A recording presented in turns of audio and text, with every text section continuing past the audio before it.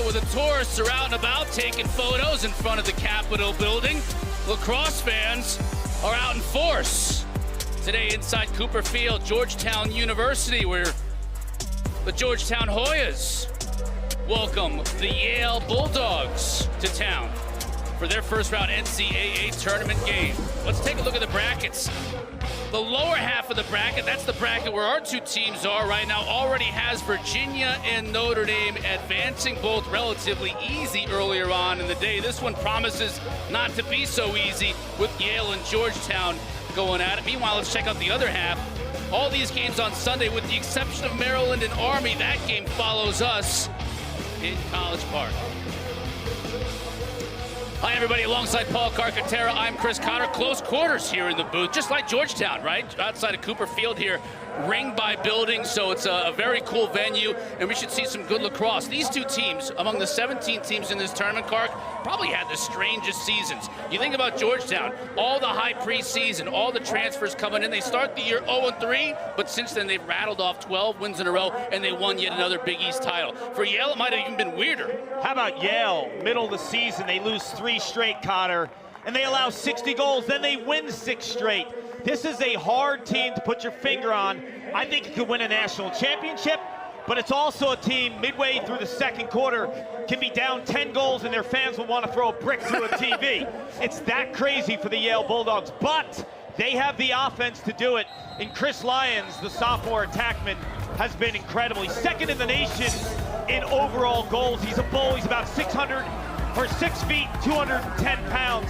And when you see him around goal line extended, he's so physical and finds pay dirt. I love the way he's morphed his game too. He was an inside finisher last year. Now he's a perimeter player that can get it done. For Tucker Dordevic, meanwhile, here's a guy who has gotten better every single game, just like this Georgetown team.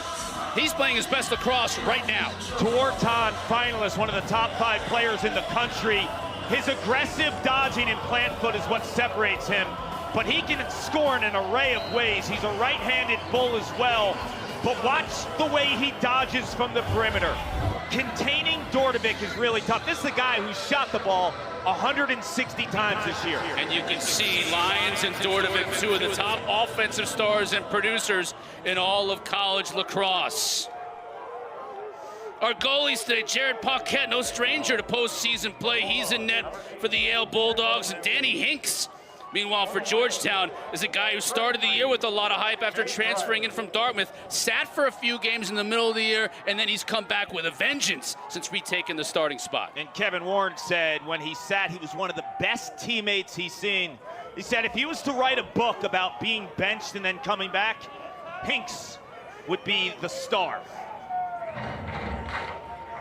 One of the big stories in this game, as it is for every game, but certainly here, is at the face-off dot, because James Riley was banged up in Georgetown's win against Denver in the Big East Finals. We didn't know how seriously. Earlier this week, Kevin Warren said he's good to go, and he's going tonight against Nick Ramsey. Won by Georgetown. Georgetown in white, Yale in blue. Georgetown, as I mentioned in the open, won their 5th straight Big East title. They have owned that conference going back to the days before COVID. They have not had a great deal of success, though, Carc, when it comes to the NCAA tournament. First round bounces in 4 of the last 5 tournaments. They had just the one quarterfinal matchup a couple of years ago against Virginia, and Georgetown gets on the board early. It's Tucker Dordevic.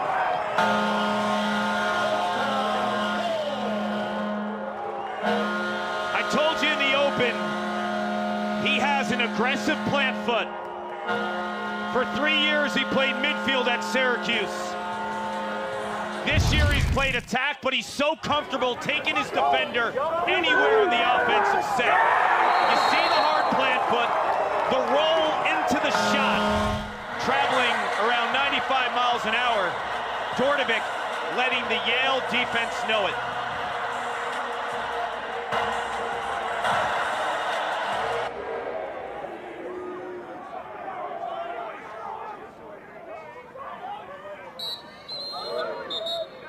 face-off violation going to go against Riley.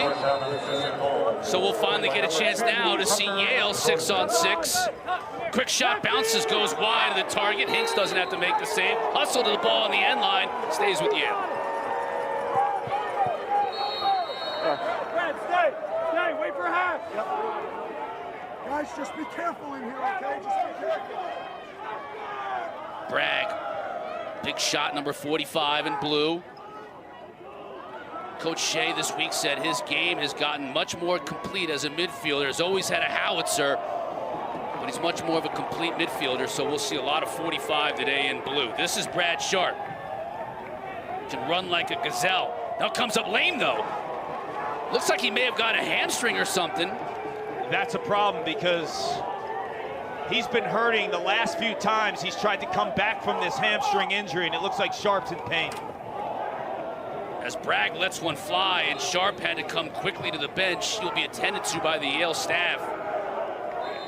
The hamstring is an injury, Cotter, where until you go full go, you never know. So they've been really cautious with him in practice the last couple weeks. Postseason, you gotta go though, right? Brandow shoots, Hinks makes the save, bouncing ball, and it goes into the net. It looked like Lions may have gotten a piece of it after Hinks made the initial save, and Yale's on the board. Goal scorers attack the boards. Chris Lyons is a natural goal scorer. He knows with a rebound opportunity, there will be a chance to follow it up, but this one looks like it deflects off of his stick. Barely gains any type of possession. Just bats at it. Just bats at it is right. What a year Chris Lyons has had. I mean, that's a goal scorer's goal, right? Yeah. The only player in America with more goals than Chris Lyons is C.J. Kurse, who was the Ivy League Player of the Year. Talk about a sophomore campaign for Lyons.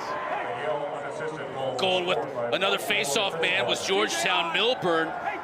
So they'll counter with him quite a bit today. I would expect to see 29 and 33 in white, both taking a lot of draws. That's smart because James Riley is so athletic, and with the lower body injury as well, like Sharp, you just don't want him going too much.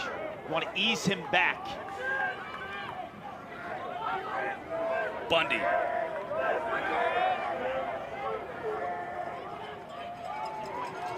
Far side of Dordovic shoots. Can't get it to go. Backed up by Yale. So strong, two and white. Rather. Here's Bundy. Gets to the middle of the field. Now help comes. A slide perfect. You get a whistle blown. Hey, posture. I'm not sure exactly why they blew that whistle, but we're back going. Did you see anything there, Cart? I did not. Shot wide, whistled wide by Minikis. Stays with Georgetown. Kelly comes upfield, gets knocked off his feet, gets back up. Great feed and a score. Nicky Solomon, who's been filling it up lately, gives Georgetown the lead once again. Solomon had a huge Big East tournament. 6 goals against Denver as the Foghorns are going nuts in the nation's capital. Solomon playing the midfield position, more of an off-ball guy, a natural attackman. But what a look by Kelly. The 2 grad transfers from the University of North Carolina hooking up. Kelly to Solomon.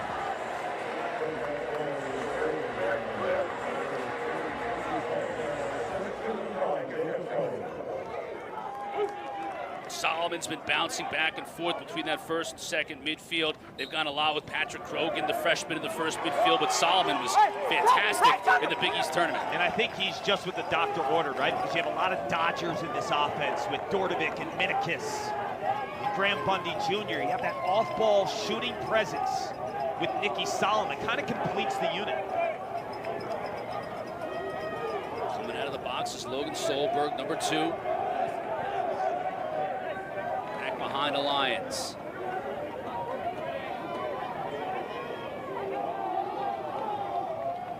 Kyle Zawatsky getting run on the offensive end, number 21. Solberg. Nowhere to go. Defended beautifully that time by Dylan Hess. Shot clock still at 30, so plenty of time. 𝐋𝐚𝐜𝐫𝐨𝐬𝐬𝐬𝐞 looking to roll. And he scores on the bouncer.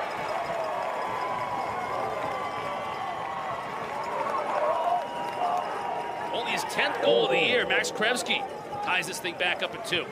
The sophomore 𝐋𝐚𝐜𝐫𝐫𝐨, we saw him in warm-ups. He was loose as can be, dancing around to the pregame music, knowing that he would have an opportunity.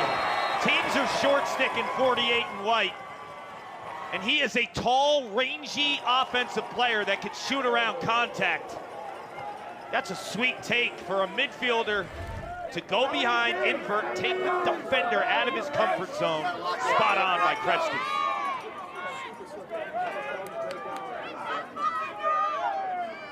Eli's and Hoyas have alternated goals to a 2-2 tie.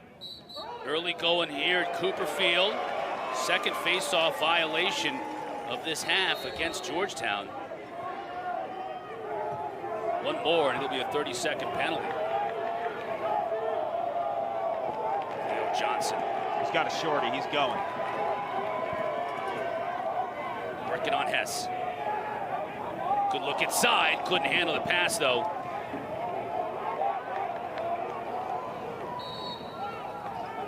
Goes out of bounds, stays with Yale. Lions will put it in play.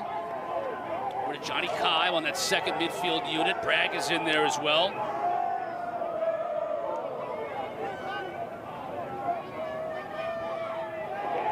Right in the cross of Higgs, no problem. Georgetown looking to go quickly. Gets rid of it. Now Kelly will wait for the cavalry. Comes in the form of Graham Bundy Jr. Aiden Carroll, number 12, ball in his cross now. Carroll on the run. Bundy.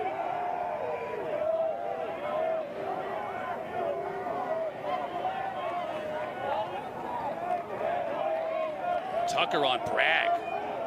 Boy, does that look like a juicy matchup. Tucker takes him behind to X. Bragg did a nice job initially dislodging the ball, though. Now Tucker might be a little cheesed.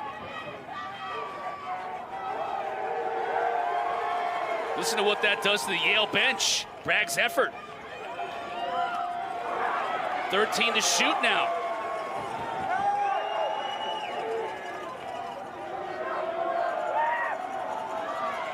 Haley, he comes around to shoot.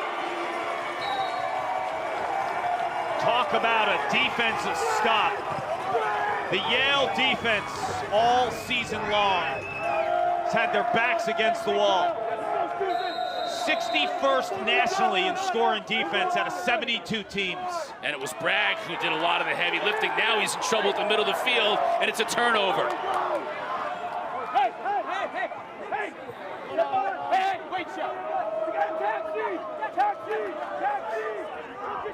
Still out there as well, Cart, number 45.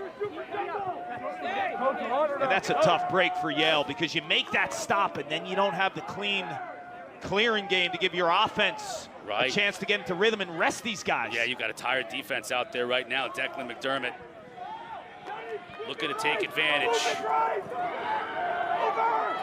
Being chased all over the place by Michael Alexander. No more. On Leo. Still all kinds of time to shoot, though, so Georgetown in no hurry on this extended offensive possession. Kelly back behind. Solomon in front, wide open, 𝐷𝐿𝐿𝐷𝐿𝐷 scores. Georgetown goal.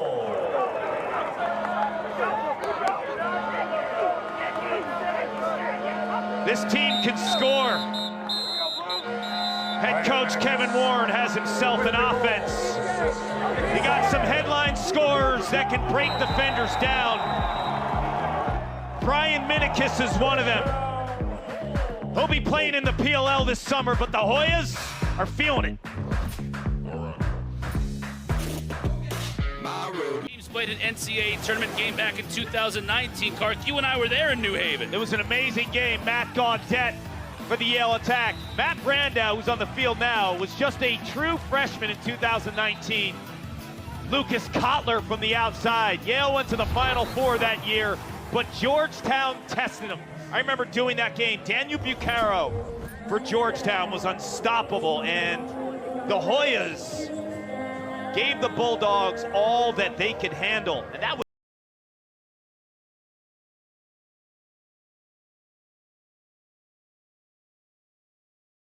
Golick at Yale, and then we hightailed it out of there to get to Notre Dame for a game the next day. That's the last time these two teams played each other. We didn't have much time catching that flight, did we? We've set all kinds of records. Might do the same tonight, heading to Penn State for tomorrow's game between Princeton and Penn State, but that's another story. We got a good one here. Yale leading the face-offs 4-2 so far early, so that's something to keep an eye on. Our score is 3-2. Lions looking to change that. If you're just joining us, starting midfielder Brad Sharp has been having a nagging leg injury for the last few weeks. Got banged up really early in this game for Yale. Had to take a seat. We'll see if he returns. You'll have to watch him and the status of James Riley, who was nicked up last week in the Big East tournament, the face-off specialist, who's huge for the Georgetown Hoyas. Not only his ability to get possessions, but how athletic he is, and his counter aspect of the face-off position is unique. Got a random ball roll its way onto the field. Cleared that out of the way. We're back to going here with Leo Johnson. Johnson's defender fell down. Runs into a short stick, though. He's going to want to take him. Can't do anything with it, though. Passes it off. Krevsky already has a goal, looking for two, and he gets it.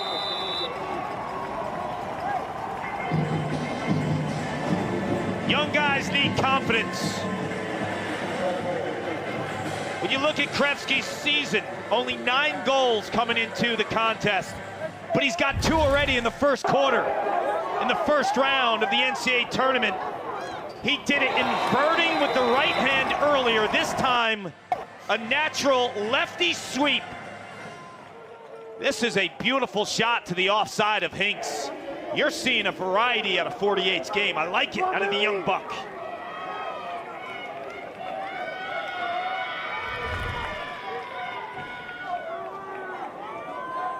It's Ramsey and Milburn again, 29 in white. So we saw Riley early for a couple of draws, but we've seen Milburn, to your point, Clark, quite a bit here in recent attempts, and it's won by Ramsey. I think you're going to take a deep breath if you're Georgetown when you see Riley out there, and then you know it's a strategy by Kevin Warren to kind of use him less, right? As opposed to where is he? Is he hurt again? Swatsky looking for help from Bragg. Bragg can absolutely sling it, goes behind cage, though to Lions. Now back up top.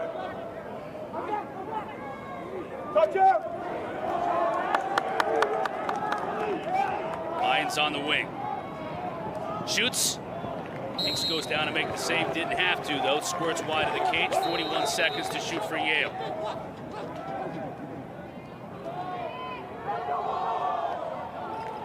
Stays with Yale. You see a quick double on Chris Lyons, right? They're going to support that matchup. If you watch 44 in blue, specifically the last few weeks, just dodging is at an all-time high for him.